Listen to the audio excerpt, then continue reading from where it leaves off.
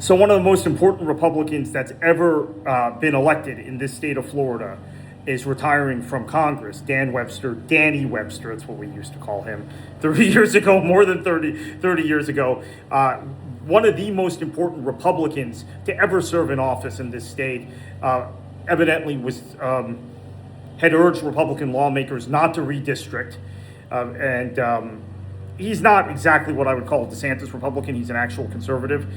He is the man who flipped this state.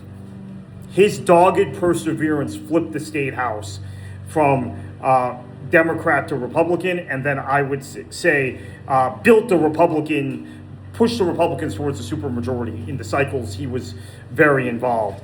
He was the first Republican Speaker of the House since Reconstruction. He got elected in a district in the Ocoee Winter Garden area in 1980 to the state house, beat Dick Batchelor in 82, one of the most prominent Democrats in the state at that point. The Democrats controlled the state, all aspects of the state.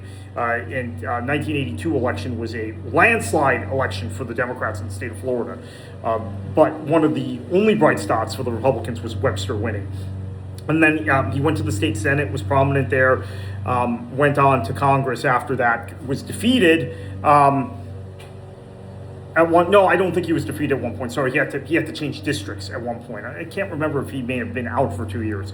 The Orlando area got more and more Democratic during his period of time. But without Dan Webster, John Thrasher, and Tom Slade, three prominent Republicans, I don't think this state quite flips as hard as it did. So when Ron DeSantis and Ron DeSantis acolytes say, we turned Florida red, bullshit. This is a state that has not elected a Democratic governor in this millennium. The only state east of the Mississippi that hasn't. Why haven't they? Because of the infrastructure that Webster, along with Slade and Thrasher and Webster, not always the best of buddies, but anyway, that they built collectively. So he's retiring.